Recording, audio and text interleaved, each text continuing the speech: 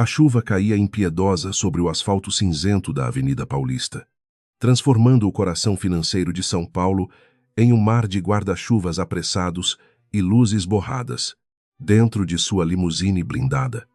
Ricardo Cavalcanti observava o movimento caótico com uma indiferença cultivada por anos de sucesso absoluto e solidão disfarçada de poder. O couro legítimo dos bancos exalava um perfume caro que contrastava violentamente com o cheiro de terra úmida e poluição que tentava invadir o veículo através das frestas vedadas, enquanto o bilionário conferia impacientemente o seu relógio de ouro maciço e brilhante. Ele tinha uma reunião decisiva com investidores estrangeiros, mas o trânsito da metrópole parecia conspirar contra os seus planos meticulosamente traçados para aquela tarde sombria. O limpador de para-brisa oscilava em um ritmo hipnótico, limpando a água que insistia em embaçar a visão do mundo exterior. Um mundo que Ricardo aprendera a ignorar desde que subira o último degrau da escada social. Para ele, as pessoas lá fora eram apenas sombras sem rosto, meros figurantes em sua trajetória de glória. Até que o carro parou bruscamente diante de um semáforo vermelho e muito persistente. Foi nesse instante de silêncio forçado que seus olhos, acostumados apenas ao brilho das joias e dos gráficos de lucro, pousaram sobre uma figura franzina, encostada a um muro descascado. Debaixo de um toldo rasgado que pouco protegia contra a fúria da tempestade, uma mulher segurava firmemente 2 meninos pequenos contra o peito, tentando desesperadamente aquecê-los com o próprio corpo debilitado. Ela usava um vestido gasto, cujas cores haviam sido lavadas pelo tempo e pela miséria, e ao seu lado repousava uma muleta de madeira velha, gasta pelo uso contínuo e doloroso. O coração de Ricardo deu um salto violento, batendo contra as costelas como um animal enjaulado que reconhece um perigo antigo e familiar escondido nas sombras do esquecimento. Ele baixou minimamente o vidro fumê, permitindo que o ar gélido e as gotas de chuva atingissem seu rosto perfeitamente barbeado, apenas para confirmar o que sua alma já gritava em silêncio absoluto, aqueles traços cansados, marcados pela dor e pela privação. Pertenciam a Maria do Socorro, a mulher que um dia fora o seu único porto seguro no meio da tempestade da pobreza absoluta. Memórias amargas de 20 anos atrás inundaram sua mente, sufocando-o com a força de uma correnteza que arrasta tudo o que encontra pela frente, sem qualquer piedade ou remorso tardio. Ele se lembrou do sertão, do sol escaldante que rachava a terra e da generosidade de Maria, que trabalhava até a exaustão para garantir que ele tivesse um futuro melhor longe dali. Ela tinha sacrificado sua própria saúde e integridade física naquele acidente terrível na mina. Tudo para que ele pudesse estudar e se tornar o homem poderoso que era naquele exato momento. No entanto, ao alcançar o sucesso, Ricardo escolhera a covardia do anonimato, cortando os laços com o passado para não ser lembrado de suas origens humildes e de sua dívida eterna de gratidão. Ele a deixara para trás, acreditando que o dinheiro poderia apagar as cicatrizes do ontem e substituir o amor fraterno pela frieza do mármore de sua mansão luxuosa no Morumbi. Agora, o destino o colocava diante do espelho que ele tanto temia, mostrando a cruel realidade de uma vida dedicada exclusivamente ao acúmulo de bens materiais e ao desprezo pelo próximo. Maria não o viu através dos vidros escuros, pois sua atenção estava voltada inteiramente para as crianças que tremiam de frio e fome em seus braços protetores e magros. Gabriel e Esperança, os pequenos gêmeos, olhavam para os carros luxuosos que passavam com olhos repletos de uma curiosidade inocente, alheios à fortuna que os separava daquele mundo de privilégios. Eles não sabiam que o homem dentro daquele veículo suntuoso era alguém que compartilhara a mesma infância difícil e os mesmos sonhos de liberdade com a mãe que agora mendigava por algumas moedas. O semáforo abriu, mas Ricardo permaneceu paralisado, incapaz de dar a ordem para que o motorista seguisse adiante e o afastasse daquela visão perturbadora que corroía sua consciência antes inabalável. O claxon dos carros atrás soava como um coro de condenação, mas ele só conseguia ouvir o som da chuva batendo na muleta de Maria. Um som que ecoava como batidas de martelo. Cada gota parecia uma lágrima divina, denunciando sua negligência e sua arrogância, transformando sua riqueza em um peso insuportável que ele não conseguia mais carregar com a mesma altivez. Ele viu quando Maria se levantou com dificuldade, apoiando-se na muleta enquanto tentava manter o equilíbrio precário sobre o asfalto escorregadio e perigoso daquela avenida movimentada e indiferente ao sofrimento alheio. Ela se aproximou do carro à frente, estendendo a mão trêmula em um gesto de súplica que foi prontamente ignorado pelo motorista, que sequer se deu ao trabalho de olhar para ela. Ricardo sentiu uma pontada de ódio por aquele estranho, esquecendo-se de que ele próprio agira daquela maneira centenas de vezes, protegendo seu conforto atrás de barreiras de vidro e aço. Ao retornar para junto dos filhos, Maria retirou do bolso do casaco um pedaço pequeno de pão amanhecido, dividindo-o cuidadosamente entre os dois meninos com uma ternura que desafiava a miséria reinante. Ela mesma não comeu, fingindo que não sentia fome, enquanto assistia aos filhos devorarem a parca refeição sob o olhar atento de uma mãe que daria a vida por eles. Esse ato de sacrifício puro e desinteressado rasgou o peito de Ricardo, revelando a vacuidade de sua existência, cercada por bajuladores e negócios lucrativos que nunca preencheriam seu vazio no coração. O motorista, estranhando a hesitação do patrão, olhou pelo retrovisor e perguntou se havia algum problema ou se ele deveria mudar de rota para evitar o congestionamento que parecia não ter fim. Ricardo não respondeu imediatamente, pois sua garganta estava fechada por um nó de emoção que ele não sentia há décadas. Uma mistura de vergonha, saudade e um desejo súbito de redenção. Ele queria saltar do carro, abraçar Maria e pedir perdão por todos os anos de silêncio. Mas o medo do julgamento alheio ainda o prendia àquela poltrona de couro macio e caro. A chuva intensificou-se, transformando o cenário em um borrão cinzento, onde a única coisa nítida era o brilho nos olhos de Maria, que mantinha sua dignidade apesar da humilhação da mendicância. Ela começou a rezar baixinho, movendo os lábios em uma prece que Ricardo conhecia bem, uma oração de agradecimento pela vida e de pedido de proteção para os seus pequenos tesouros. Naquele momento, o bilionário percebeu que, apesar de todo o seu ouro, ele era muito mais pobre do que aquela mulher que nada possuía, além de sua fé inabalável no Criador. Ele se lembrou das noites em que dividiam um prato de arroz puro em uma cabana de barro, rindo dos planos que faziam para o futuro, antes que a ganância corrompesse seu coração. Maria sempre dizia que a maior riqueza de um homem era sua palavra e sua capacidade de amar o próximo.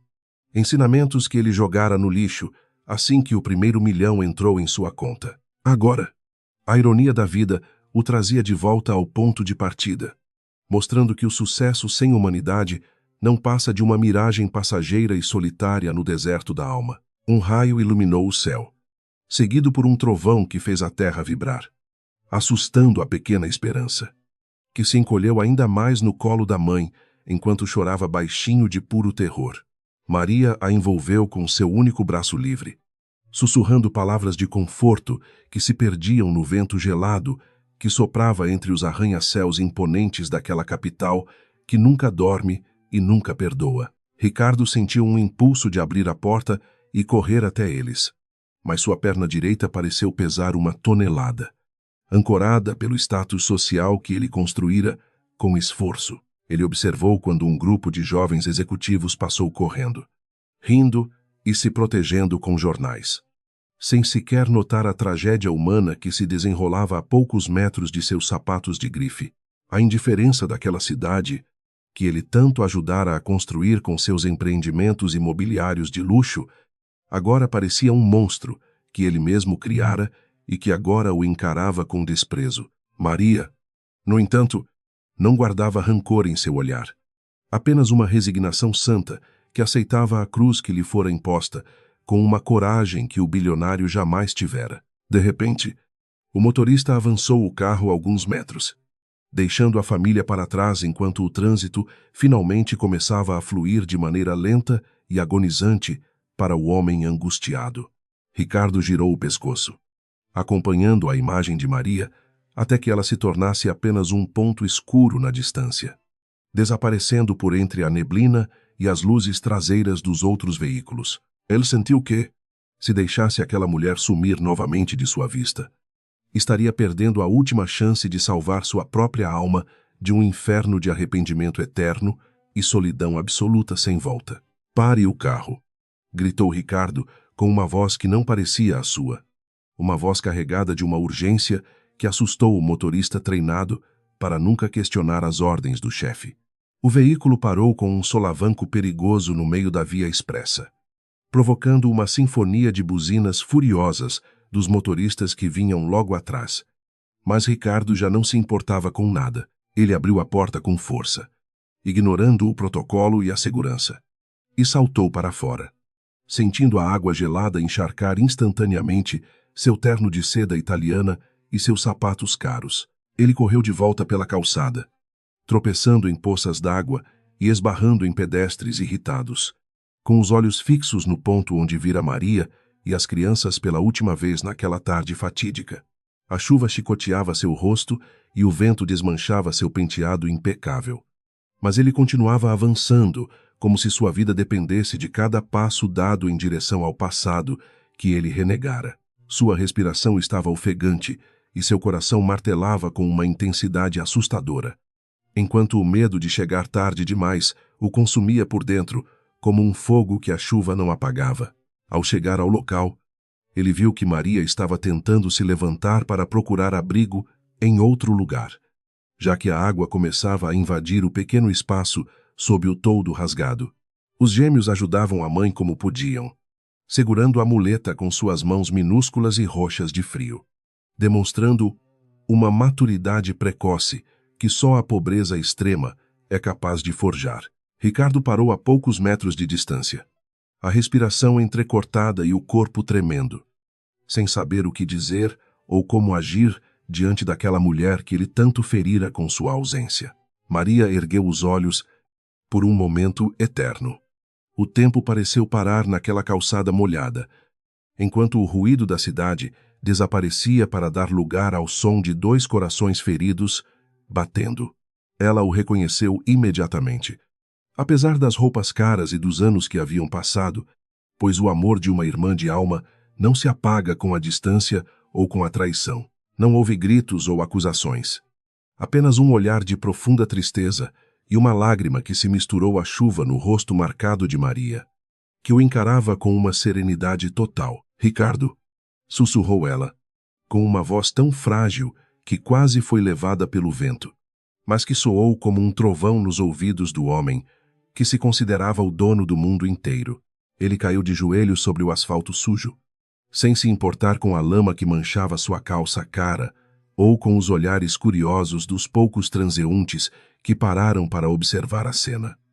As lágrimas que ele segurara por 20 anos finalmente transbordaram, lavando a máscara de orgulho e revelando o menino assustado que Maria um dia protegera com tanta dedicação e amor. O barulho da chuva em São Paulo subitamente se transformou no som do vento seco soprando sobre a terra batida do sertão nordestino, onde a fome era uma visita constante e indesejada em sua pequena choupana de barro.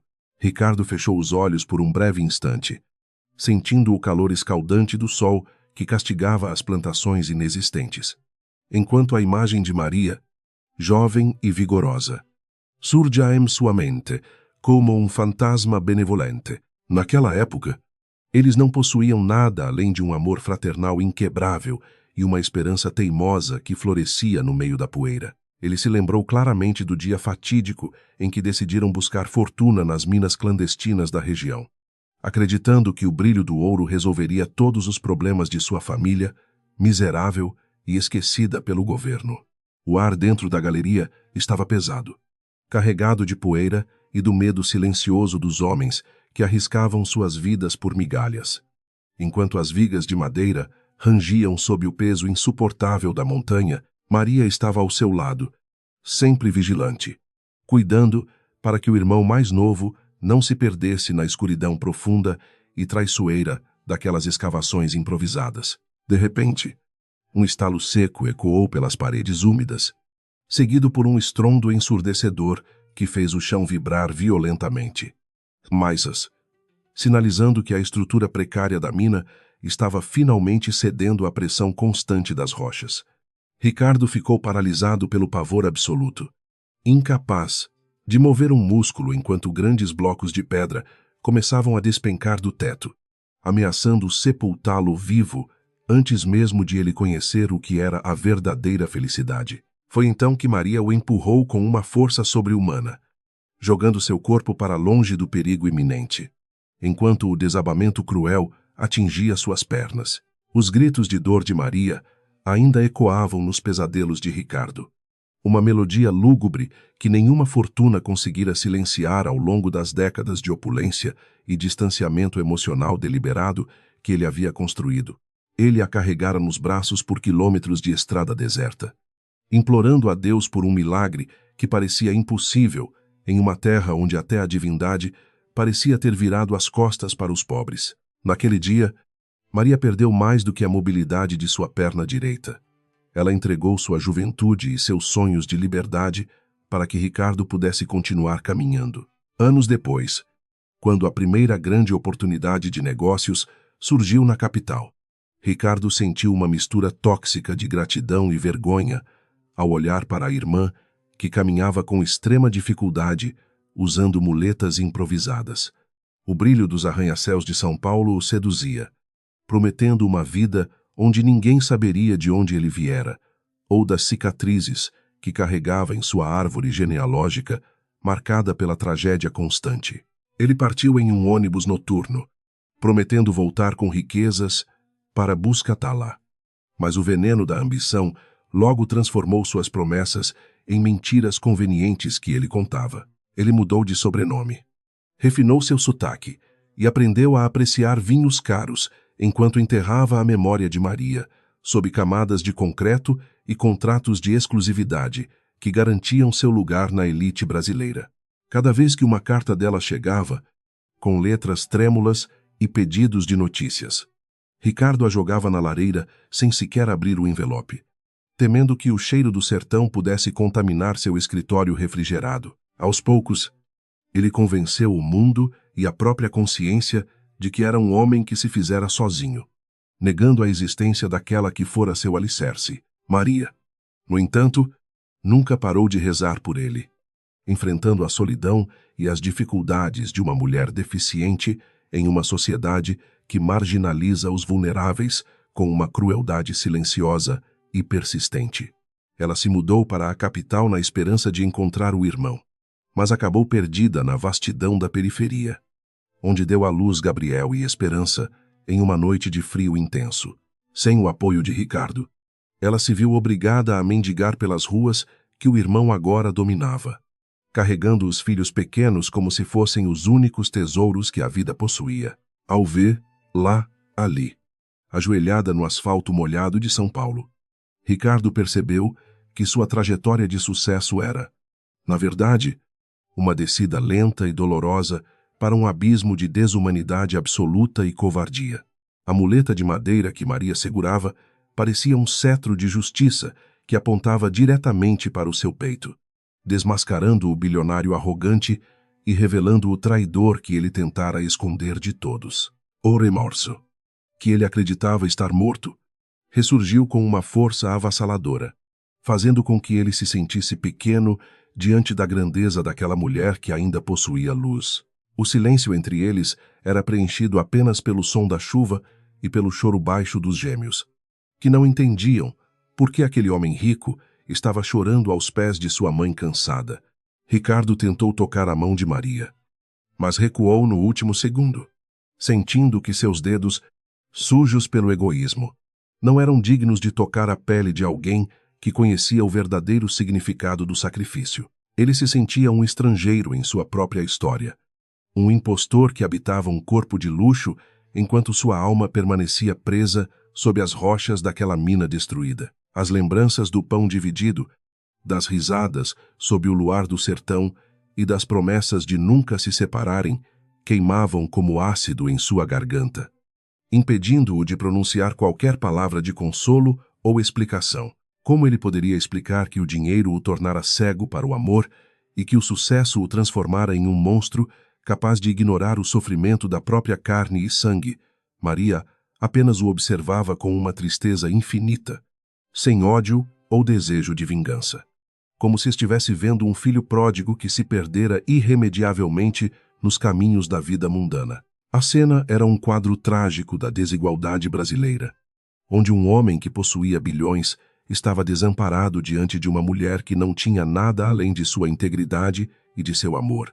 O asfalto da Paulista servia como um altar de confissão, onde Ricardo deveria decidir se continuaria sendo o escravo de sua própria imagem ou se teria a coragem de ser humano. Ele sabia que o perdão de Maria seria mais difícil de conquistar do que qualquer fusão de empresas multinacionais que ele já havia orquestrado com sua inteligência fria e calculista durante sua carreira. Ele olhou para os gêmeos e viu neles os traços do pai que ele nunca conhecera e os olhos de Maria, brilhando com uma esperança que ele havia perdido há muito tempo nas mesas de negociação. Aquelas crianças eram o resultado vivo da resistência de uma mulher que se recusara a morrer mesmo quando o mundo inteiro conspirava para que ela desaparecesse na invisibilidade da miséria.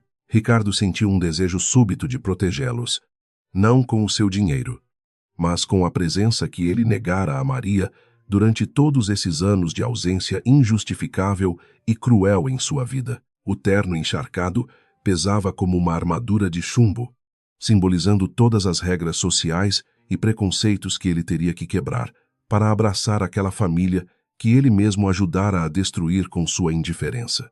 Ele se sentia ridículo e exposto, um rei sem coroa, sendo julgado pela plateia invisível dos pedestres que passavam e pelos anjos que ele acreditava agora. Observavam cada um de seus movimentos. A chuva continuava a cair, lavando as ruas, mas não as almas, enquanto as manchas na alma de Ricardo exigiam algo muito mais profundo do que a água. Maria fez um gesto suave, afastando a mecha de cabelo molhado do rosto de Esperança. Um movimento carregado de uma paz que Ricardo nunca encontrara em suas viagens de luxo pelo mundo. Ela não precisava de sua piedade, pois sua vida era um testemunho de força que ele jamais seria capaz de emular.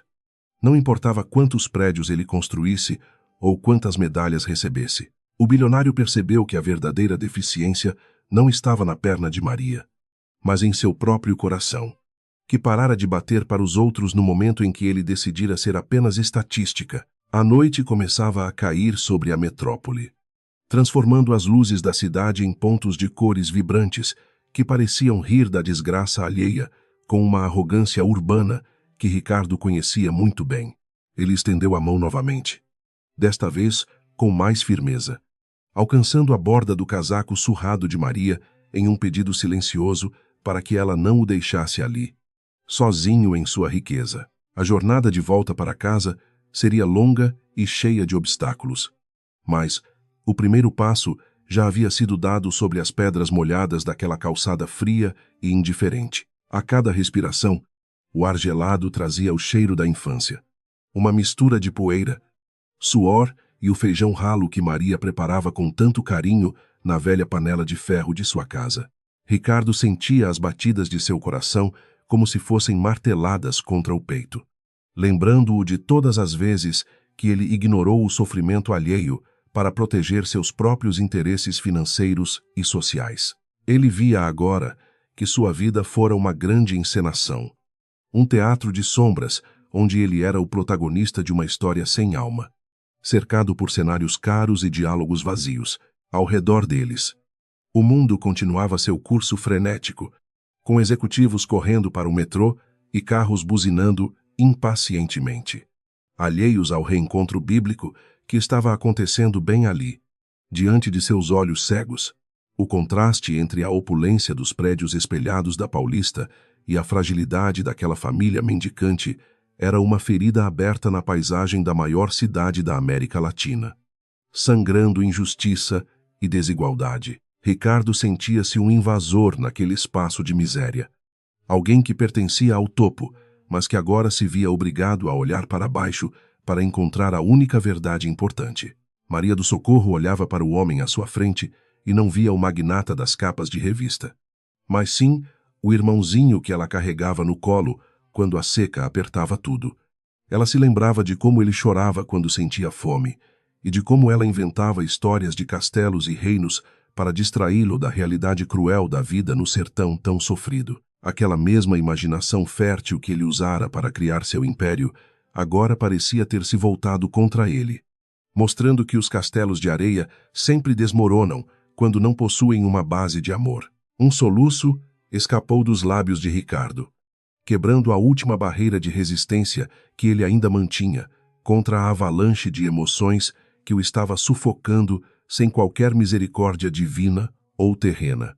Ele queria gritar para o céu, implorando para que o tempo voltasse e ele pudesse desfazer cada escolha egoísta que o levara àquele momento de profunda e absoluta degradação moral e espiritual. Mas o tempo é um senhor implacável que não aceita subornos, e ele teria que enfrentar as consequências de seus atos, degrau por degrau.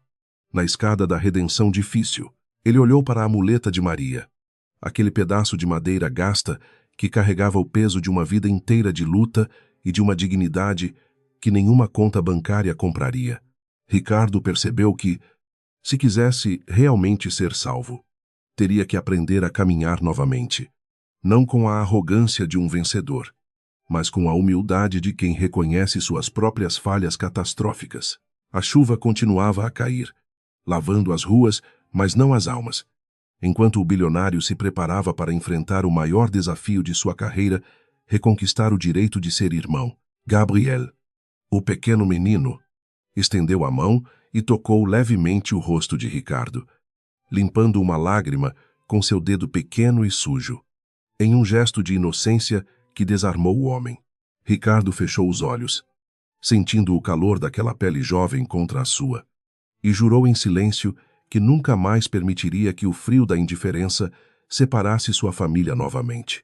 O brilho dos faróis dos carros refletia nas poças de água, criando um caminho de luz que parecia indicar uma saída para aquele labirinto de sombras e mentiras que ele habitara sempre. O automóvel de luxo deslizava silenciosamente pelas ruas escuras, mantendo uma distância prudente da pequena figura que cambaleava sob a garoa persistente que agora caía sobre a cidade. Ricardo ordenou ao motorista que apagasse os faróis altos, desejando transformar-se em uma sombra invisível enquanto observava Maria lutar contra a inclinação da ladeira íngreme que levava ao coração da favela. Cada movimento daquela mulher, apoiada em sua muleta de madeira desgastada, rasgava o peito do bilionário, revelando a extensão da negligência que ele permitira florescer em seu próprio coração endurecido pela ganância. À medida que subiam o morro, a paisagem urbana de vidro e aço desaparecia, dando lugar a um emaranhado de tijolos aparentes, fios elétricos expostos e canos que vertiam água suja.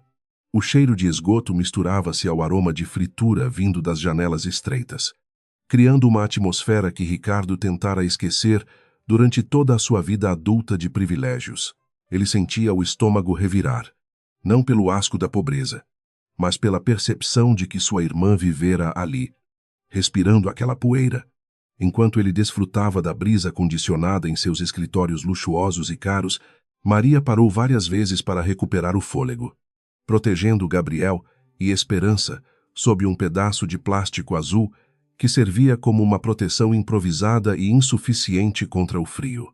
Ricardo via as crianças segurando as bordas do casaco da mãe, os pés pequenos afundando na lama avermelhada que escorria pelas vielas estreitas e mal iluminadas da comunidade. Ele desejava ardentemente descer do carro e carregá-los em seus braços, mas a vergonha de sua traição passada pesava mais do que qualquer fardo físico que ele pudesse imaginar suportar naquele momento de dor. Finalmente, eles chegaram a um pequeno barraco construído com tábuas de madeira reaproveitadas e telhas de zinco que pareciam prestes a voar com qualquer rajada de vento mais forte.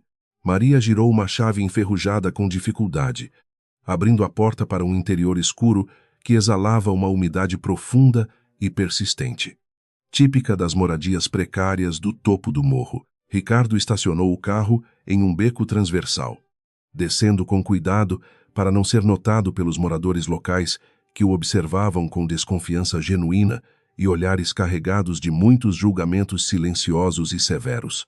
Ele se aproximou da fresta da janela, escondendo-se atrás de um monte de entulho, com o coração disparado como o de um criminoso que retorna à cena do crime. Lá dentro, uma única lâmpada amarela pendia do teto por um fio precário, iluminando um ambiente que era simultaneamente sala, cozinha e quarto de dormir. Apesar da extrema pobreza, o local estava limpo e organizado com um zelo que beirava o sagrado, refletindo a dignidade inabalável que Maria sempre carregou consigo, independentemente das circunstâncias adversas que a vida lhe impunha cruelmente em sua jornada. Maria ajudou os filhos a tirarem as roupas molhadas, envolvendo-os em mantas de lã remendadas mas cheirosas, enquanto sussurrava palavras de carinho que acalmavam o choro baixo da pequena Esperança. Ela não reclamava da dor que certamente sentia em sua perna atrofiada, concentrando-se inteiramente em proporcionar o mínimo de conforto para as crianças, que eram o seu único motivo de existir. Ricardo assistia àquela cena de sacrifício maternal com os olhos marejados, percebendo que sua fortuna não podia comprar a paz que emanava daquele pequeno espaço de amor genuíno e esperança. Em um fogão de duas bocas, ela esquentou uma caneca de leite ralo e dividiu um único pão entre os dois meninos, que comiam com uma voracidade que denunciava a fome. Maria apenas os observava, com um sorriso triste nos lábios, afirmando que já havia jantado na rua quando, na verdade, seu estômago clamava por qualquer tipo de sustento nutricional básico. O bilionário sentiu uma náusea profunda ao lembrar-se dos banquetes desperdiçados em suas reuniões de negócios, onde a comida era apenas um acessório irrelevante para discussões sobre lucros incessantes e vazios. Após a refeição frugal, a família ajoelhou-se sobre o chão de cimento batido para a oração da noite, um ritual que parecia iluminar as paredes descascadas do barraco humilde. Maria agradeceu a Deus pela proteção durante o dia e pediu forças para continuar lutando, sem jamais mencionar o nome do irmão que a abandonara à própria sorte. As vozes infantis de Gabriel e Esperança uniram-se à da mãe em um coro de fé que atravessou as tábuas de madeira e atingiu a alma de Ricardo como uma flecha de fogo ardente e purificador. Ele percebeu que, enquanto ele possuía mansões vazias, decoradas com obras de arte caríssimas e sem vida, Maria possuía um lar vibrante e cheio de significado espiritual profundo. Sua riqueza era composta por papéis, ações e números digitais que podiam desaparecer em uma crise financeira, enquanto a riqueza dela era forjada no fogo da provação e da solidariedade.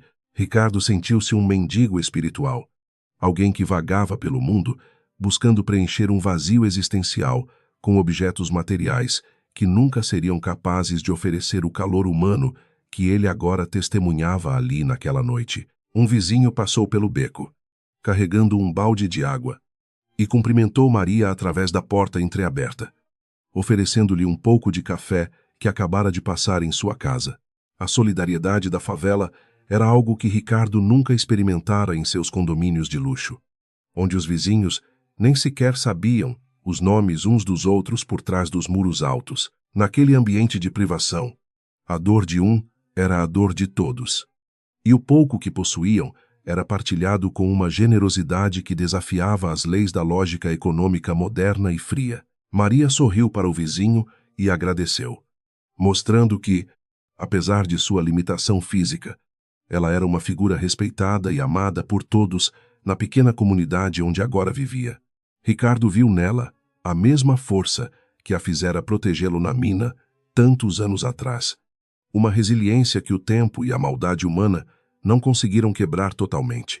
Ele percebeu que ela não era uma vítima digna de pena, mas sim uma guerreira que triunfara sobre a adversidade, mantendo seu caráter intacto em um mundo que convida à corrupção constante e à vileza. O vento soprou mais forte, fazendo as telhas de zinco rangerem de forma assustadora, e Ricardo viu Maria abraçar os filhos com mais força, sussurrando promessas de um amanhã melhor. Ele sabia que aquele amanhã Melhor dependia agora exclusivamente de sua coragem em enfrentar os próprios demônios e assumir a responsabilidade pelos seus atos de negligência passados. No entanto, o medo de ser rejeitado por ela, de ver o brilho da condenação em seus olhos bondosos, ainda o mantinha paralisado nas sombras. Observando a vida que ele renegara de longe por tanto tempo, ele olhou para suas próprias mãos, as unhas perfeitamente cuidadas e a pele que nunca conhecera o trabalho pesado desde que chegara ao topo da pirâmide social brasileira. Comparou-as mentalmente com as mãos de Maria, calejadas e marcadas pelo esforço de sustentar 2 filhos sozinha e sem qualquer auxílio do homem que deveria ser seu protetor. O relógio de ouro em seu pulso parecia queimar sua pele. Um símbolo de ostentação que agora lhe causava repulsa diante da realidade crua e dolorosa que se apresentava de forma tão vívida e brutal naquela favela. Maria começou a cantar uma canção de ninar que sua mãe costumava cantar no sertão. Uma melodia doce e melancólica que evocava imagens de campos secos e esperanças renovadas. Ricardo fechou os olhos e deixou-se levar pela música, sentindo as lágrimas correrem livremente pelo seu rosto, lavando a máscara de frieza que ele ostentava perante a sociedade paulistana. Naquele momento, ele não era o bilionário de sucesso, mas apenas o menino que sentia falta do carinho da irmã e da segurança de pertencer a algo real, tangível e cheio de amor verdadeiro. A noite avançava e o cansaço começava a abater os moradores da casa.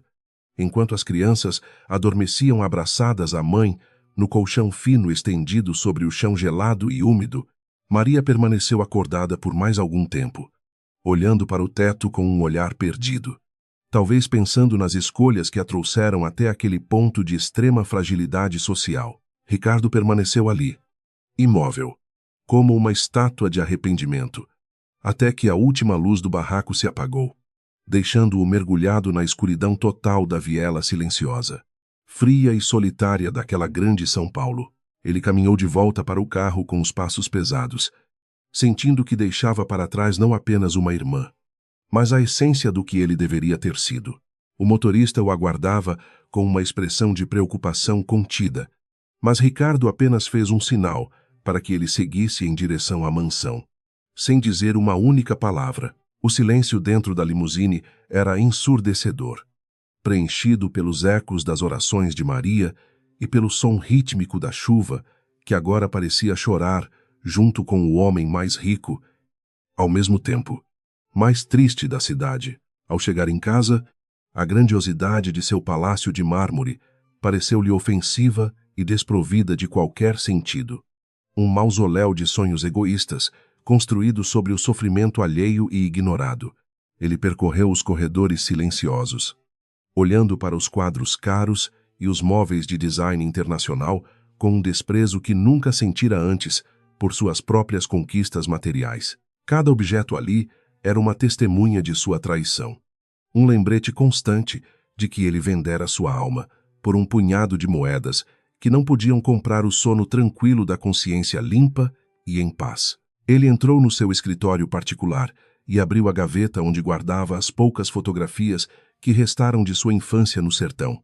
Imagens que ele evitara olhar por mais de 2 décadas. Lá estava Maria, rindo com um dente quebrado, segurando-o pelas mãos em um dia de sol, prometendo que eles sempre cuidariam um do outro, acontecesse o que acontecesse. A promessa quebrada latejava em sua mente como uma ferida aberta, exigindo um curativo que somente a verdade e a reparação total poderiam oferecer ao seu espírito, atormentado pela culpa tardia e pelo remorso. Ricardo sentou-se na sua poltrona de couro e ligou para o seu assistente pessoal, ordenando que cancelasse todos os compromissos da semana seguinte sem dar maiores explicações ou justificativas lógicas. Ele precisava de tempo para traçar um plano de redenção que fosse além do simples envio de dinheiro, pois sabia que Maria jamais aceitaria migalhas de um homem que a desprezara.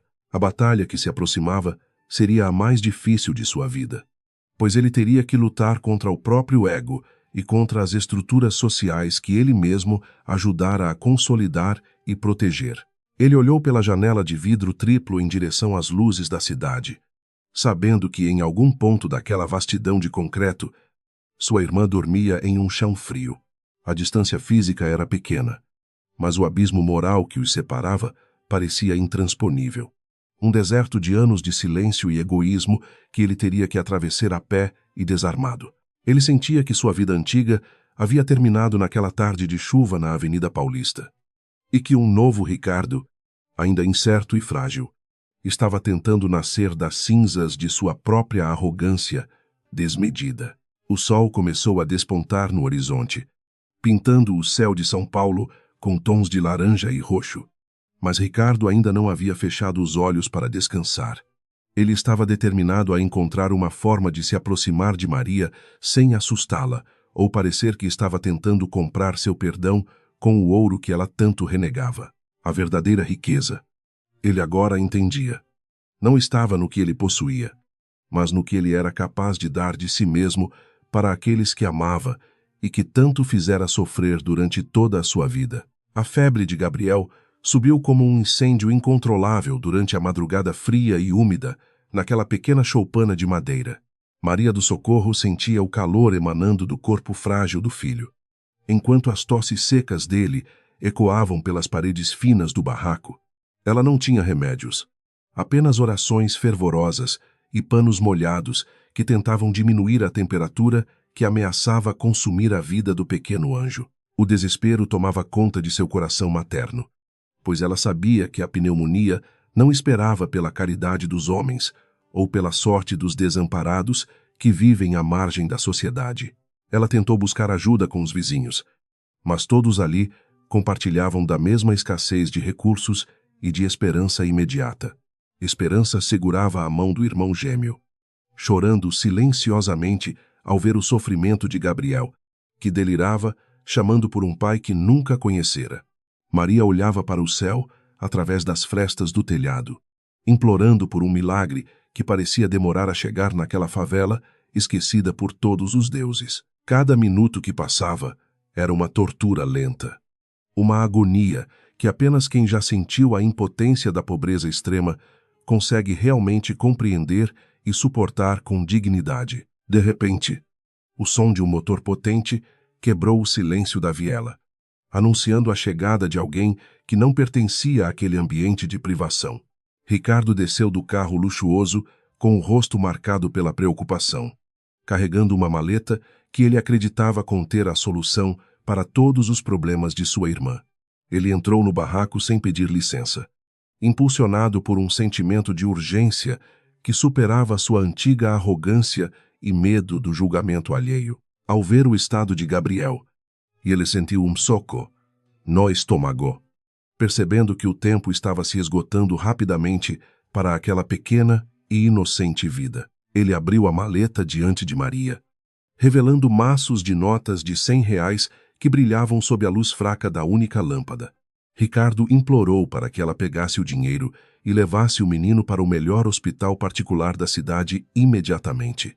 Ele achava que sua fortuna poderia pagar décadas de abandono e comprar a cura para a doença que ele mesmo ajudara a causar com sua indiferença.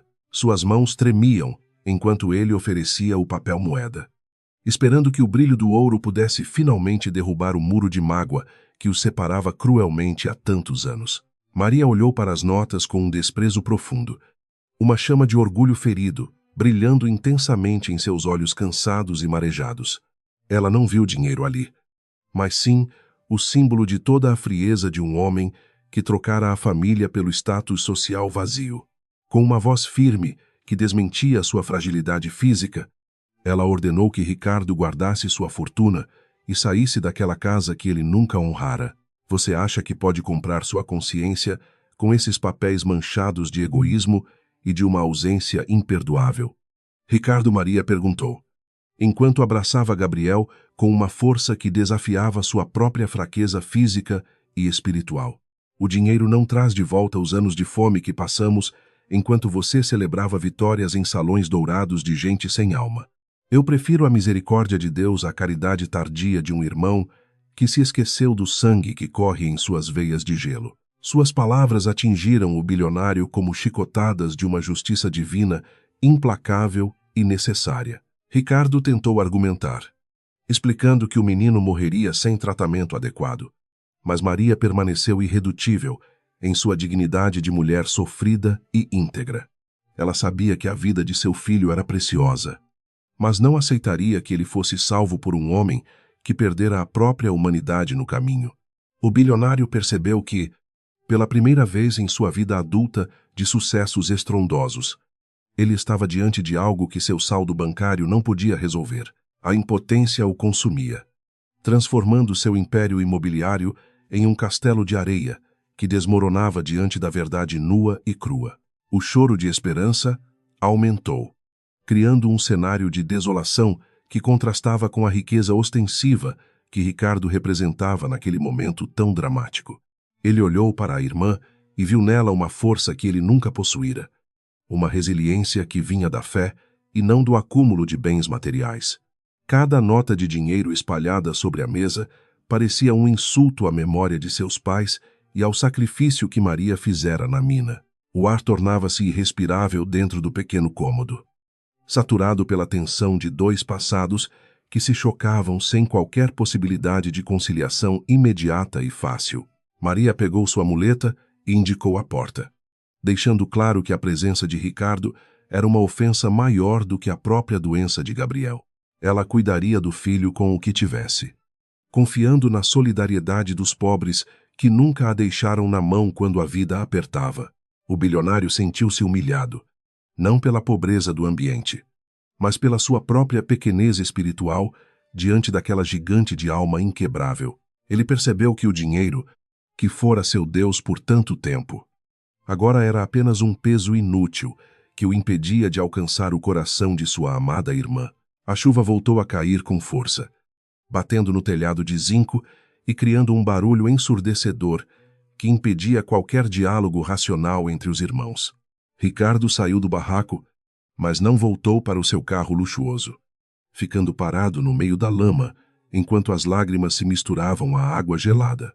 Ele olhou para as mãos vazias, entendendo finalmente que a redenção não seria comprada com cheques, mas sim com a entrega total de seu ser. O brilho da metrópole ao longe parecia um escárnio, uma miragem de sucesso que escondia o fracasso de um homem que não sabia amar.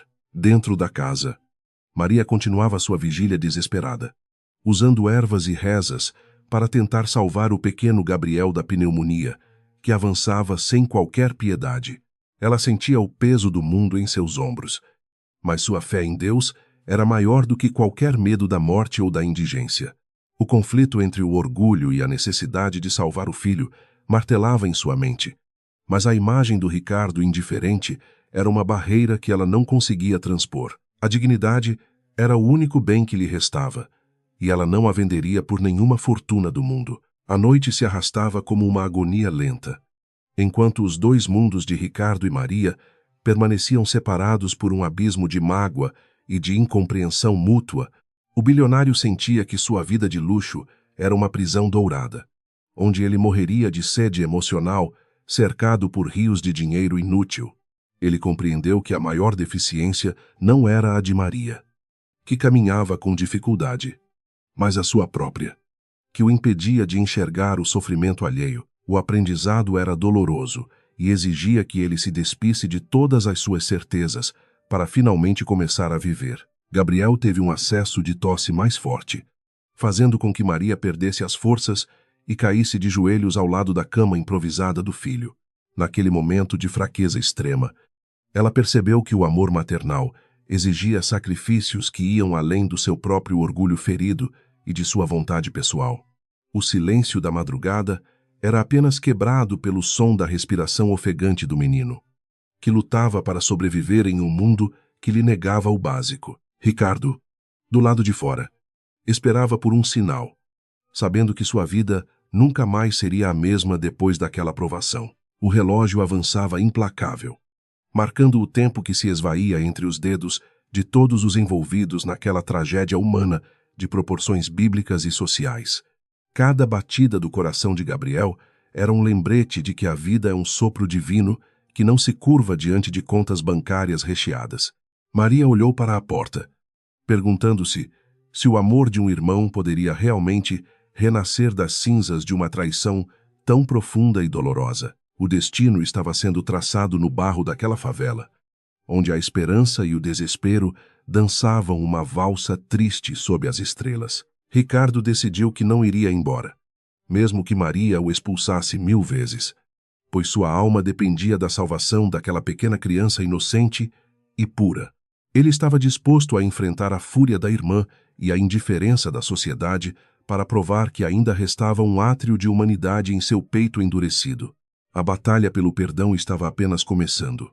E o campo de luta era o chão gelado de um barraco de madeira onde o amor lutava contra a morte.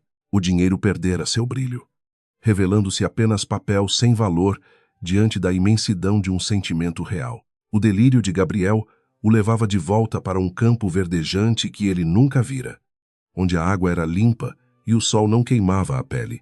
Ele balbuciava palavras desconexas sobre anjos de asas brancas que vinham buscá-lo para brincar em jardins repletos de flores que não murchavam com a poluição.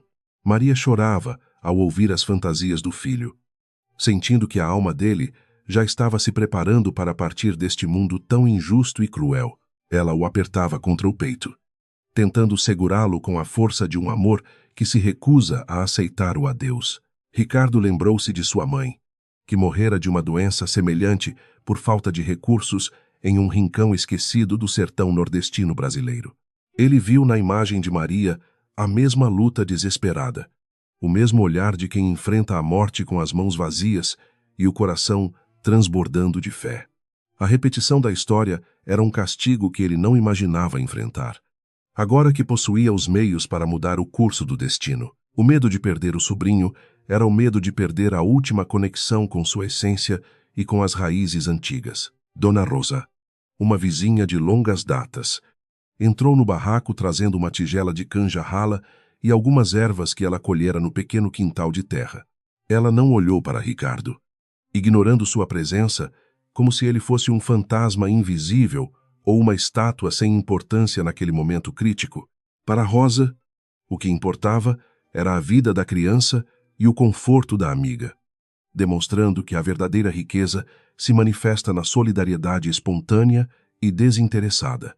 Ela começou a benzer o menino com ramos de arruda, sussurrando orações antigas que traziam um pouco de paz.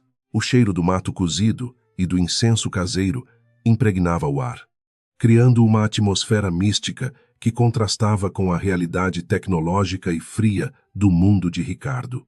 Ele sentia-se um intruso em um templo sagrado, alguém cujos pecados eram grandes demais para serem perdoados apenas com a oferta de bens materiais.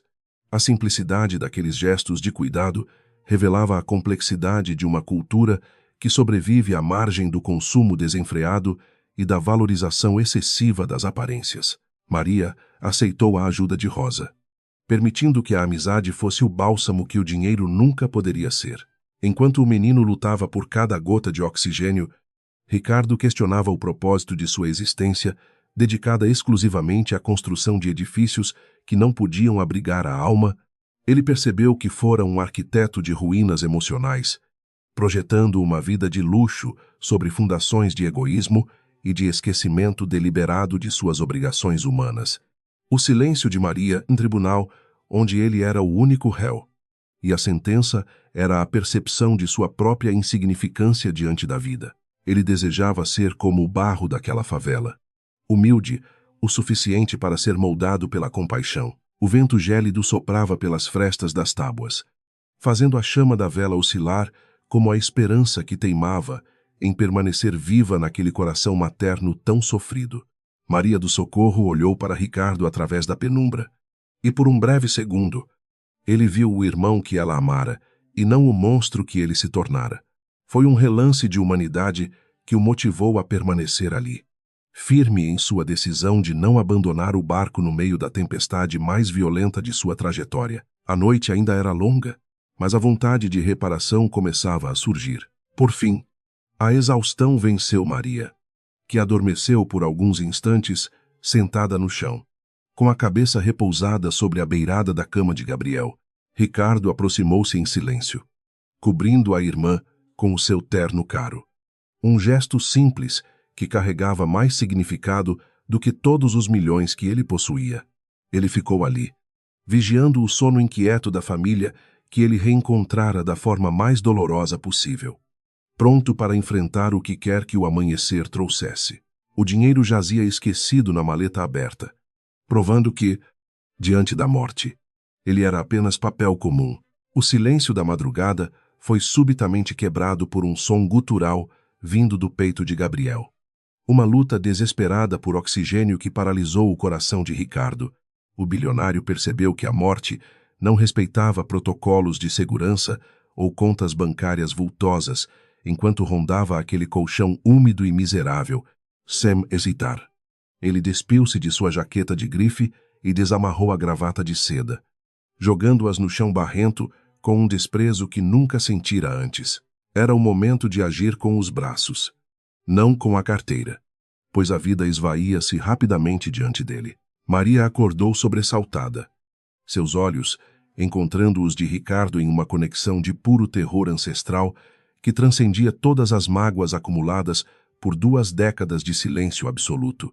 Ela viu o irmão descalço, com as mãos trêmulas mas firmes, aproximando-se do pequeno corpo febril que agora apresentava uma tonalidade azulada e assustadora nos lábios finos. O orgulho dela desmoronou diante da iminência da perda definitiva, permitindo que Ricardo erguesse o menino com uma delicadeza que sua riqueza nunca fora capaz de demonstrar em qualquer transação comercial importante ou evento de gala luxuoso. A chuva açoitava a favela com uma fúria renovada quando Ricardo cruzou o limiar do barraco, carregando o peso de sua redenção em forma de uma criança doente. Os becos estreitos e labirínticos tornaram-se um campo de provação, onde cada passo na lama escorregadia testava sua determinação de não falhar novamente com sua família. Ele não sentia o frio cortante ou os pedregulhos ferindo seus pés, acostumados ao luxo dos tapetes persas, pois sua mente estava focada apenas no ritmo fraco da respiração de Gabriel contra seu peito ofegante, molhado e desesperado por salvação.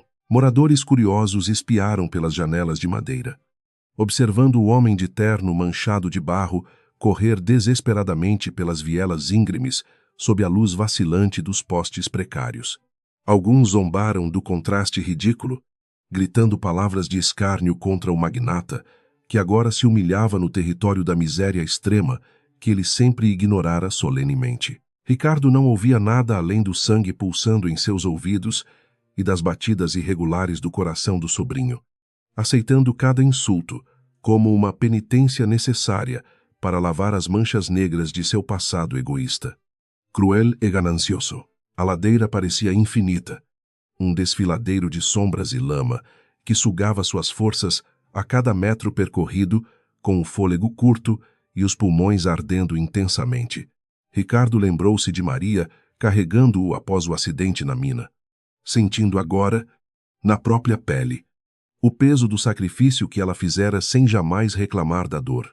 O suor misturava-se à chuva fria, turvando sua visão, mas o instinto de proteção o impulsionava adiante, atravessando córregos de água suja que inundavam o caminho perigoso daquela comunidade esquecida sistematicamente pelo poder público municipal e estadual. Ao alcançar o asfalto da avenida principal, o brilho dos faróis dos carros refletia no rosto pálido de Gabriel, que parecia uma estátua de cera nos braços do bilionário exausto. Ricardo não esperou pela limusine que o aguardava a alguns quarteirões de distância, continuando sua corrida frenética em direção às luzes vermelhas da emergência do hospital público local. Seus pés sangravam sobre o concreto áspero, deixando um rastro de dor e de esperança que nenhum dinheiro poderia apagar, simbolizando a quebra definitiva de sua antiga e arrogante postura de superioridade social e econômica. Ele irrompeu pelas portas automáticas da unidade de pronto atendimento, gritando por socorro com uma voz rouca que assustou os enfermeiros e pacientes que aguardavam nos bancos de plástico. O contraste era absoluto, um homem com trajes de gala completamente destruídos, descalço e coberto de lama, implorando pela vida de uma criança pobre da favela. Os médicos agiram rapidamente, retirando Gabriel de seus braços e desaparecendo pelos corredores estéreis, deixando Ricardo paralisado no centro da sala de espera, sentindo o vazio imenso de suas mãos subitamente desocupadas, trêmulas e terrivelmente frias naquela madrugada. Maria chegou pouco depois, amparada por Dona Rosa, com o rosto banhado em lágrimas e o corpo tremendo pelo esforço hercúleo de descer o morro com sua muleta. Ao ver Ricardo sentado no chão frio do hospital, com a cabeça entre as mãos e as roupas em frangalhos, ela sentiu uma pontada de compaixão que não esperava.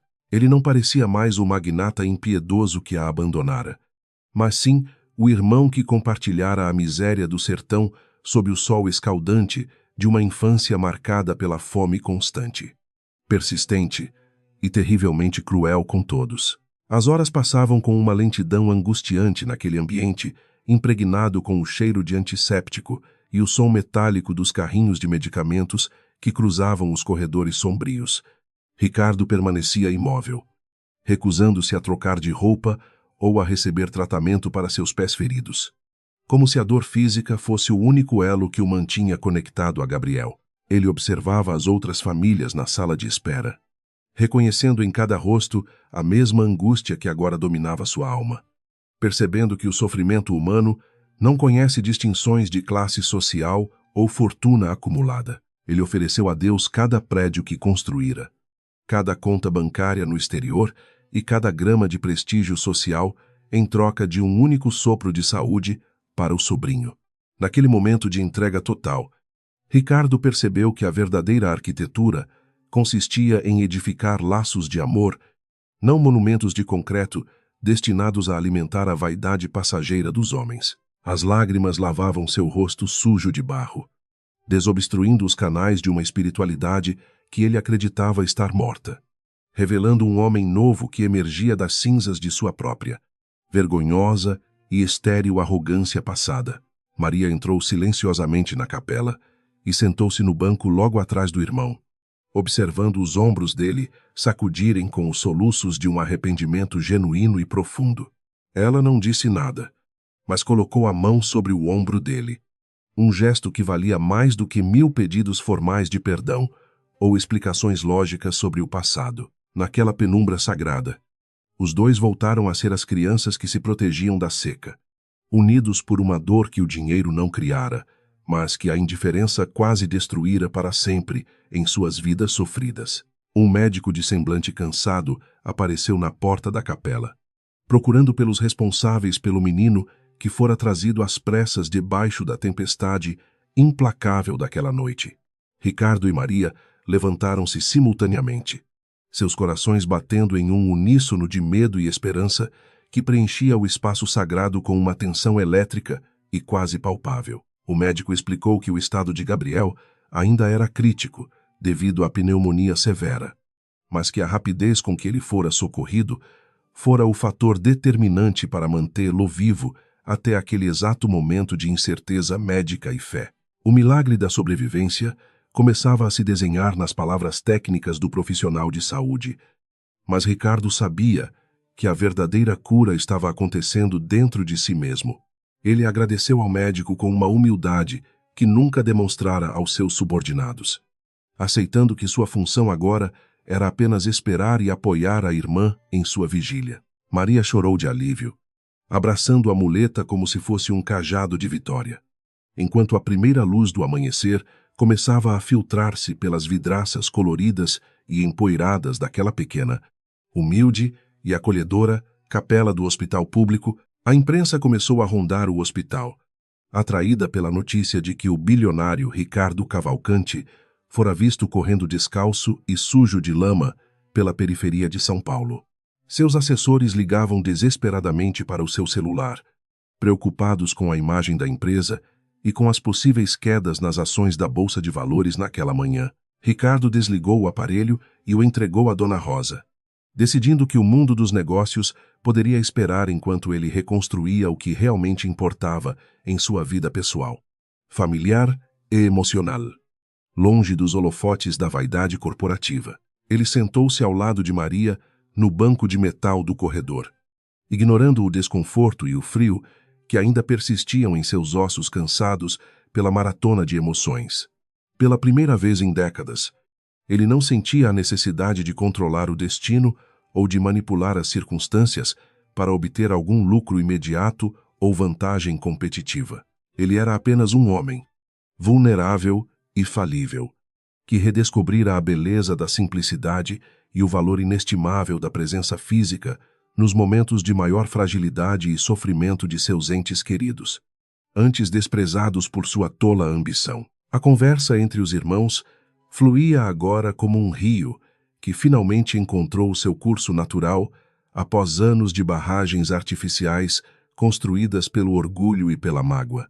Eles falaram sobre os pais, sobre as dificuldades do sertão e sobre os sonhos que se perderam no caminho para a grande metrópole que tudo consome com sua pressa. Maria percebeu que o Ricardo, que ela amara, ainda estava ali, escondido sob camadas de ganância, pronto para florescer novamente, sob o cuidado e o perdão que só o amor fraternal é capaz de oferecer generosamente a quem errou. Esperança, que ficara sob os cuidados de Dona Rosa, aproximou-se timidamente de Ricardo, oferecendo-lhe um pedaço de biscoito amassado que guardara no bolso de seu casaco velho e remendado.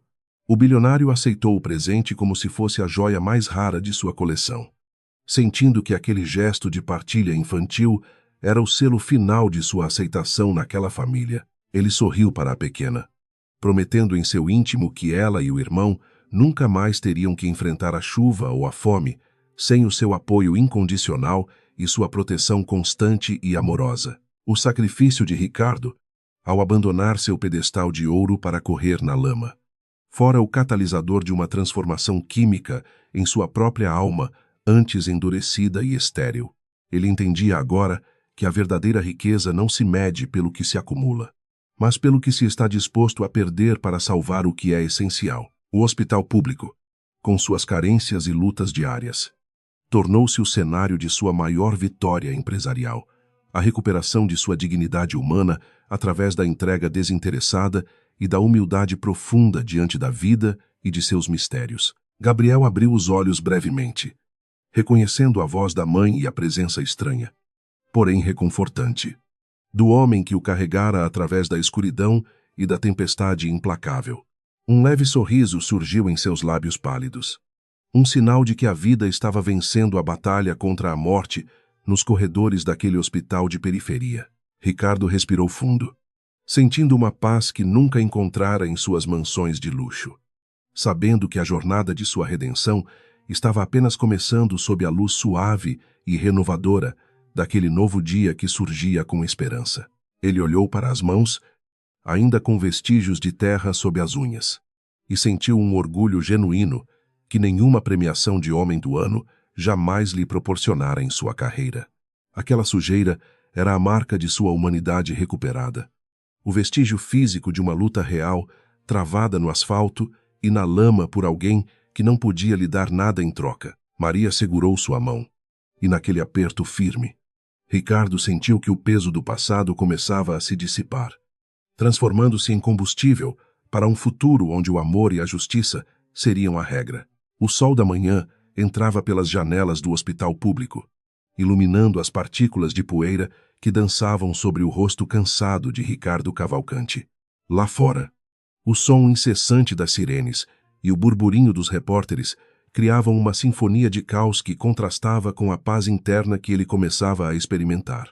Seus assessores de imprensa enviavam mensagens desesperadas, exigindo uma nota oficial que pudesse salvar as ações da empresa na Bolsa de Valores brasileira. Mas o bilionário olhava apenas para as mãos sujas de terra, sentindo que cada mancha era uma medalha de honra. Dona Aratze, sua sócia implacável e guardiã da etiqueta da alta sociedade paulistana, entrou no corredor com o barulho autoritário de seus sapatos de grife. Ao ver Ricardo naquele estado deplorável, ela soltou um suspiro de horror genuíno, cobrindo a boca com uma mão adornada por diamantes caríssimos. Para ela, a imagem do parceiro de negócios descalço e abraçado a uma mendiga era o ápice da humilhação corporativa. Ela começou a ditar ordens, exigindo que ele se limpasse Antes que os fotógrafos conseguissem registrar aquele desastre estético e social sem precedentes para a elite. Ricardo olhou para Aracy e viu nela o reflexo exato do homem que ele fora até a noite anterior, uma estátua de gelo preocupada apenas com aparências. Ele percebeu que aquelas joias e vestidos de seda eram apenas armaduras usadas para esconder a falta de compaixão e o vazio de propósitos maiores, com um sorriso calmo que a deixou perplexa. Ele recusou a toalha que ela lhe oferecia com nojo evidente. Ele não sentia mais vergonha da lama em suas roupas, sentia vergonha do tempo que passou, ignorando o sangue que realmente importava em sua vida. A notícia da loucura do bilionário espalhou-se como fogo em palha seca pelos grupos de mensagens da elite financeira, gerando uma onda de boatos maldosos. Ricardo sabia que sua carreira como o magnata intocável estava chegando ao fim, mas sentia um alívio imenso ao ver o peso daquela máscara finalmente cair. Ele decidiu que não se esconderia mais atrás de comunicados frios e impessoais redigidos por advogados caros. Era hora de enfrentar a verdade diante do mundo inteiro. Assumindo suas falhas e sua origem humilde, com a cabeça erguida e o coração aberto para a justiça, ele caminhou em direção à entrada principal do hospital, seguido pelo olhar atento e esperançoso de Maria do Socorro, que segurava a mão da filha Esperança.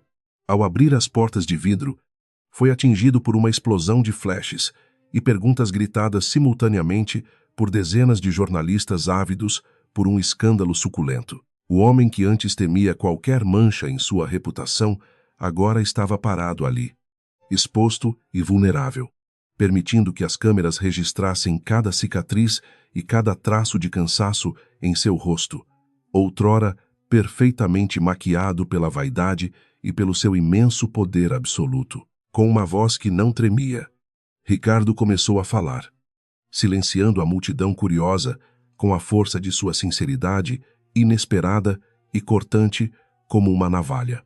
Ele admitiu publicamente que a mulher tarentada que todos viam como uma indigente era, na verdade, sua irmã e sua verdadeira salvadora no passado remoto. Ele contou sobre o acidente na mina, sobre o sacrifício dela e sobre a covardia que o levara a abandoná-la para viver uma ilusão de grandeza solitária e estéril. Cada palavra era um prego no caixão de sua antiga e arrogante persona corporativa e social. Os jornalistas, acostumados a mentiras políticas e discursos ensaiados, ficaram mudos diante daquela confissão que parecia saída de um drama bíblico ou de uma tragédia clássica. A imagem do homem mais rico da cidade, pedindo perdão público a uma mendiga no asfalto molhado, tornou-se instantaneamente o símbolo de uma mudança profunda. Ricardo não estava apenas limpando seu nome. Ele estava lavando sua alma diante de uma sociedade que valoriza o ter acima do ser. Ele aceitava as consequências financeiras e sociais de seu ato, sabendo que a paz de espírito não tinha preço de mercado. Enquanto ele falava, as ações de seu conglomerado imobiliário começavam a despencar na bolsa de valores, reagindo ao temor dos investidores diante de tamanha instabilidade emocional.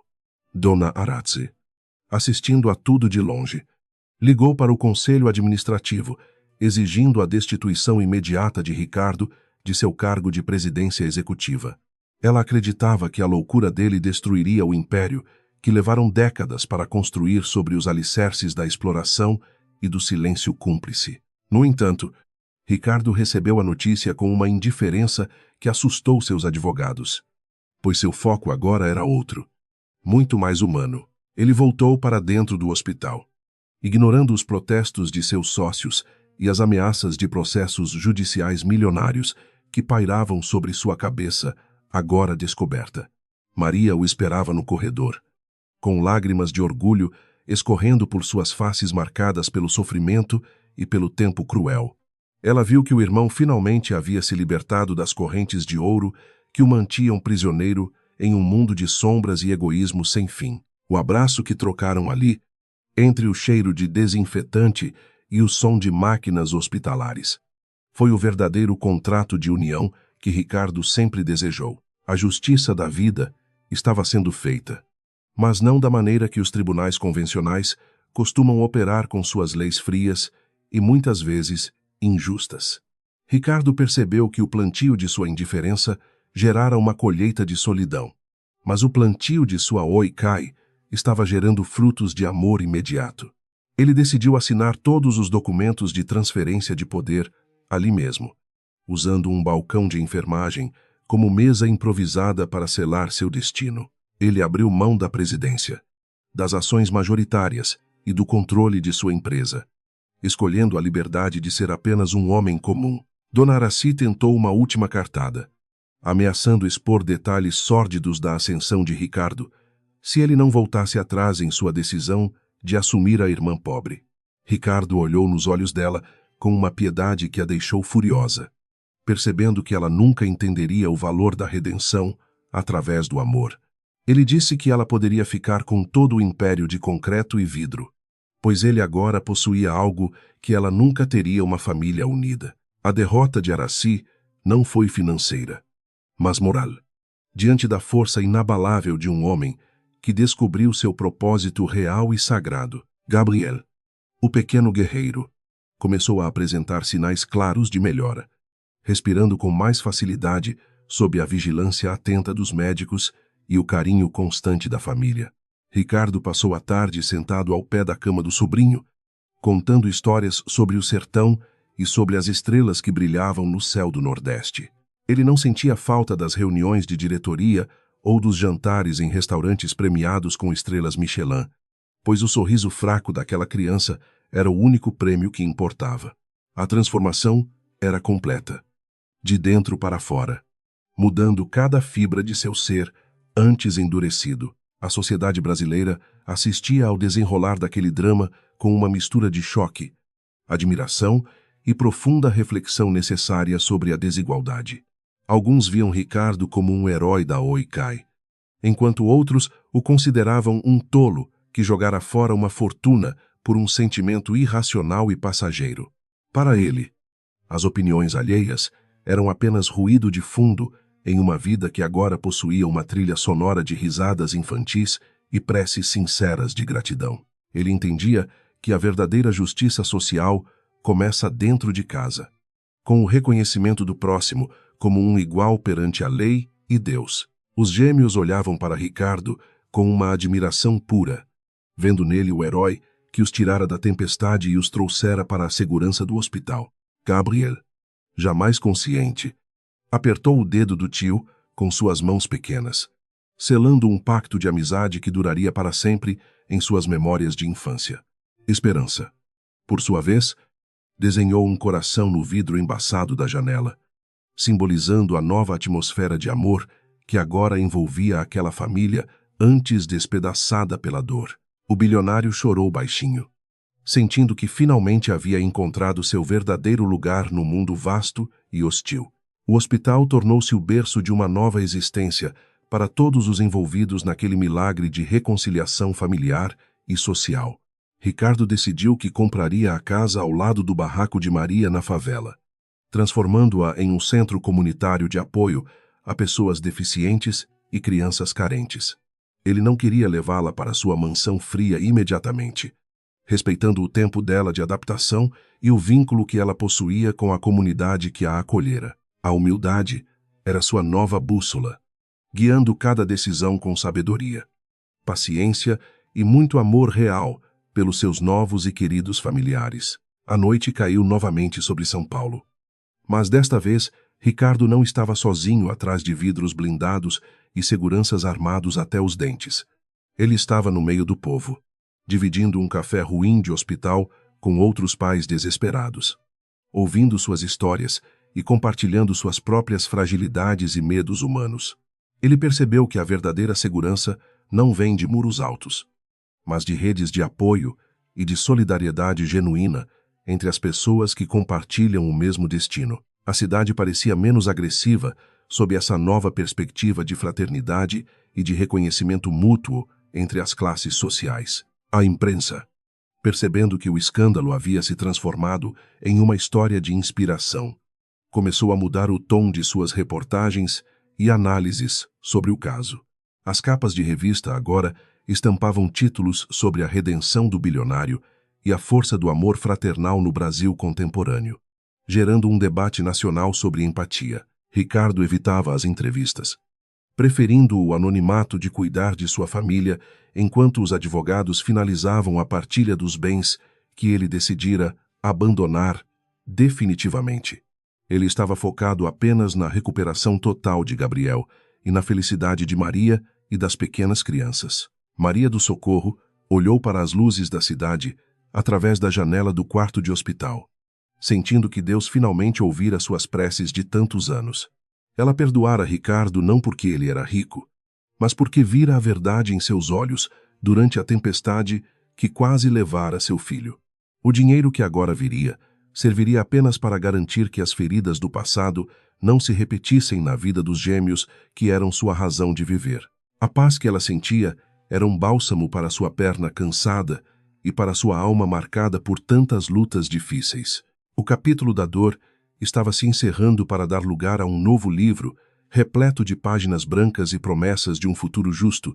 Ricardo sabia que a estrada seria longa e que o preconceito da elite nunca desapareceria totalmente de seu horizonte social e profissional imediato. Mas ele não se importava mais com o julgamento daqueles que vivem em torres de marfim, pois sua base agora era sólida como a rocha e doce como o mel. Ela era, finalmente, um homem completo, rico de amor e de propósito, pronto para enfrentar qualquer desafio com sua família amada e restaurada. Ao amanhecer do terceiro dia, Gabriel recebeu alta médica, saindo do hospital nos braços de um tio que não tinha medo de se sujar para protegê-lo. A saída da família foi discreta, fugindo dos flashes para buscar o refúgio da simplicidade que Maria tanto prezava em sua vida cotidiana e digna. Ricardo sentia que o peso de sua fortuna havia sido trocado pela leveza de uma consciência limpa e por um coração que batia em harmonia com o universo. A verdadeira justiça fora feita, não pelo braço forte da lei, mas pelo toque suave da graça divina. O sol da manhã de domingo banhava a cidade de São Paulo com uma luz dourada e purificadora, dissipando finalmente os últimos vestígios daquela tempestade tenebrosa que quase destruíra uma família. Ricardo caminhava ao lado de Maria, carregando Gabriel nos braços, enquanto esperança saltitava alegremente ao redor deles, segurando a mão calejada da mãe. O asfalto, que antes fora palco de dor e humilhação, agora parecia um tapete estendido para um novo começo, onde a dignidade não era medida por sapatos caros, mas pela firmeza de cada passo dado em direção ao amor. Eles não voltaram para a mansão de mármore no Morumbi, mas sim para uma casa arejada e simples localizada em um bairro tranquilo, perto das raízes que Maria nunca abandonara.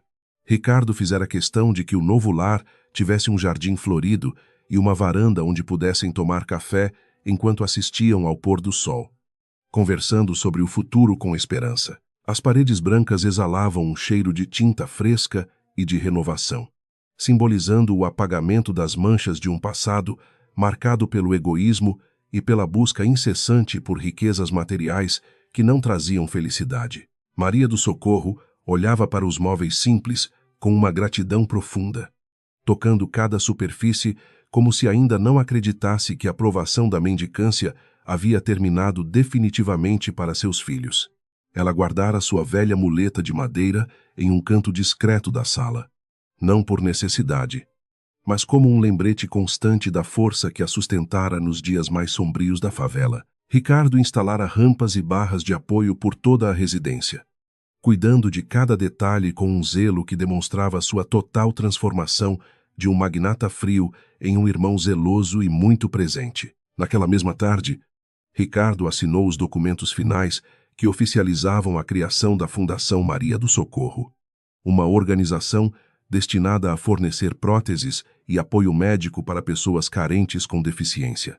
Ele doou a maior parte de sua fortuna pessoal para o fundo, reservando apenas o suficiente para uma vida confortável e sem ostentações desnecessárias que antes eram sua única razão de viver. Seus antigos colegas de diretoria o chamavam de louco pelas costas, mas ele nunca se sentira tão lúcido e consciente de seu papel fundamental como ser humano dentro de sua comunidade. A pequena Esperança correu para o quintal e começou a plantar sementes de girassol na terra fofa, sob o olhar atento e incentivador de Ricardo, que não se importava mais em sujar as mãos. Gabriel, já recuperado da pneumonia, ajudava a irmã com um balde de água, rindo pela primeira vez, sem o peso da fome ou do frio que antes assolavam seus sonhos infantis. A cena era um bálsamo para o coração de Ricardo, que percebia que a maior herança que poderia deixar era a segurança e a alegria genuína daquelas crianças inocentes e puras. Dona Araci tentou uma última visita de cortesia para tentar convencer Lô a retornar ao mundo dos negócios de elite, mas parou no portão ao ver a felicidade simples que emanava daquela casa. Ela percebeu que não tinha nada a oferecer que fosse superior ao brilho nos olhos de Ricardo ou ao sorriso tranquilo de Maria enquanto costurava uma cortina nova. Sem dizer uma palavra, a mulher poderosa deu meia volta e partiu em seu carro blindado, sentindo pela primeira vez o frio gélido da solidão que sua própria fortuna imensa e estéril não podia jamais aquecer. O tempo passou e a fundação começou a mudar a vida de centenas de pessoas que viviam na invisibilidade das periferias brasileiras, proporcionando-lhes a chance de caminhar com dignidade e esperança. Ricardo tornara-se uma figura constante nas comunidades, não como um político em busca de votos, mas como um amigo que ouvia as dores e buscava soluções reais para o sofrimento alheio. Ele aprendera que a verdadeira liderança não se exerce do topo de um arranha-céu, mas sim ao nível do chão, onde a vida pulsa com toda a sua intensidade, dor e beleza. Maria, agora equipada com uma prótese moderna que Ricardo fizera questão de adquirir nos melhores centros médicos, caminhava pelo bairro com uma independência que antes era apenas um sonho distante e inalcançável. Ela não esquecera a fé que a mantivera viva, dedicando suas manhãs a ajudar na paróquia local, distribuindo cestas básicas e palavras de conforto para as mães que ainda lutavam contra a miséria. A união entre a sabedoria de Maria e os recursos de Ricardo transformara-se em um farol de luz no meio da desigualdade que ainda marcava profundamente a grande metrópole. Em uma tarde de domingo, a família decidiu visitar o antigo barraco na favela, levando presentes e mantimentos para os vizinhos que um dia dividiram o pouco que tinham com Maria e os gêmeos. Ricardo foi recebido com abraços sinceros por homens e mulheres que antes o viam como um estranho perigoso, reconhecendo nele agora um igual que soubera reconhecer o valor da solidariedade humana. Ele sentou-se no chão de terra com as crianças, ouvindo histórias de luta e resistência que o ensinavam mais sobre a vida do que qualquer curso de economia ou finanças. Dona Rosa, a vizinha que ajudara Gabriel na noite da crise, chorou de emoção ao ver a transformação de Ricardo e o bem-estar da família que ela tanto amava e protegera. Ela disse a Maria que Deus escreve certo por linhas tortas e que a tempestade viera apenas para lavar a alma de quem estava perdido no caminho do orgulho. Ricardo concordou com a cabeça, sentindo que cada palavra daquela senhora era uma lição de teologia prática que ele levaria consigo para sempre, como um guia espiritual seguro em sua nova e muito melhorada caminhada. Ao voltarem para casa, eles passaram pela Avenida Paulista, o local onde tudo começara naquela tarde de chuva incessante que mudara o destino de todos para sempre de forma tão drástica. Ricardo parou o carro por um momento e olhou para o muro onde vira Maria pela primeira vez, sentindo um calafrio de gratidão pelo choque de realidade que o salvara da morte emocional.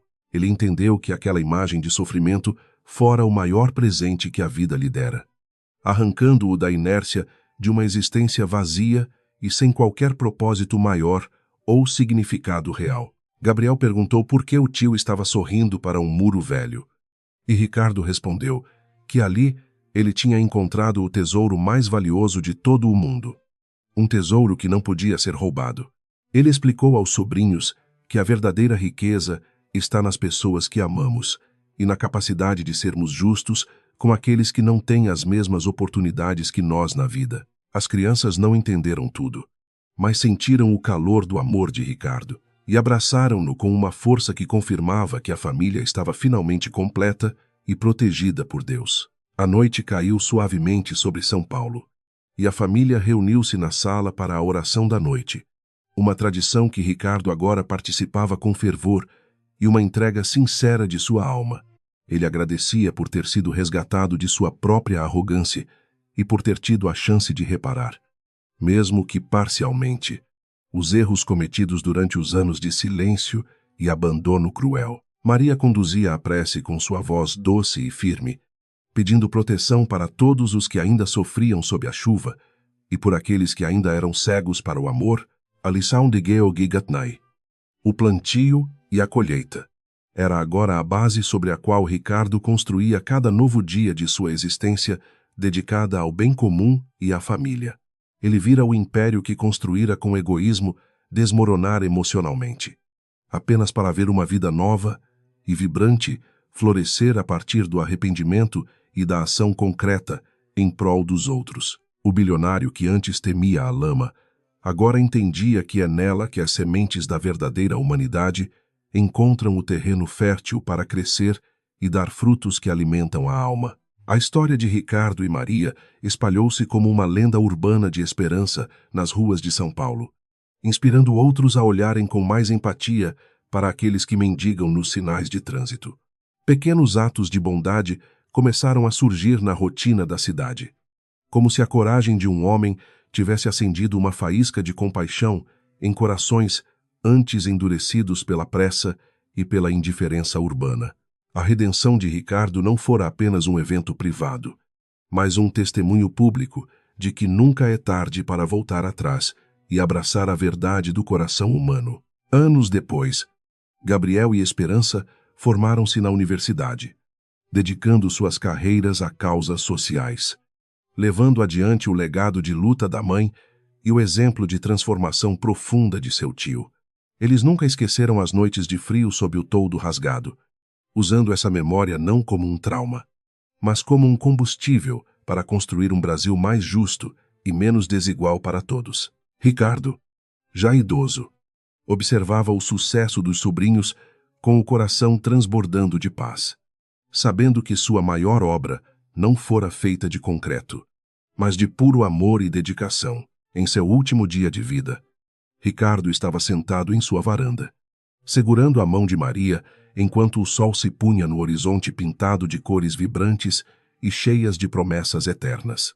Ele olhou para sua irmã e sussurrou um último obrigado por ela nunca ter desistido de rezar por ele, mesmo quando ele não merecia nem mesmo um pensamento de carinho. Maria sorriu, beijando a testa do irmão, e disse que o amor de família é como a luz de Deus, nunca se apaga. Não importa quão longa e escura seja a noite da alma. O funeral de Ricardo Cavalcanti não contou com a presença de magnatas ou celebridades, mas sim com uma multidão de pessoas comuns que haviam sido tocadas por sua generosidade e por seu coração transformado. Maria caminhava à frente do cortejo, sem muletas, segurando apenas uma flor branca que simbolizava a paz que o irmão finalmente encontrara após sua longa jornada de oicai e redenção total. Ela sabia que Ricardo partira como o homem mais rico do mundo, não em ouro, mas em cada lágrima de gratidão que caía sobre o asfalto naquela tarde de despedida. As lágrimas que um dia foram de desespero e fome, agora eram de saudade e de um reconhecimento profundo pela vida que fora salva pela força de um reencontro inesperado debaixo da chuva. São Paulo continuava seu ritmo frenético, mas para aquela família, o mundo havia parado para celebrar a vitória do espírito sobre a matéria e da luz sobre a escuridão do egoísmo. Maria voltou para sua casa, sentou-se na varanda e olhou para o céu, sentindo que a missão de ambos fora cumprida com a honra e a dignidade que o Criador espera de seus filhos. O girassol plantado por Esperança, no primeiro dia agora, dominava o jardim, voltando-se sempre para a luz, assim como Ricardo aprendera a fazer em seus últimos e mais felizes anos de vida terrestre. A história das lágrimas no asfalto encerrava-se não com um ponto final de morte, mas com uma reticência de continuidade através do bem que fora semeado com tanta entrega e verdade. A justiça divina lenta, mas implacável, mostrara que a maior riqueza de um homem é, e sempre será, a capacidade de amar e de ser perdoado por aqueles que mais amamos.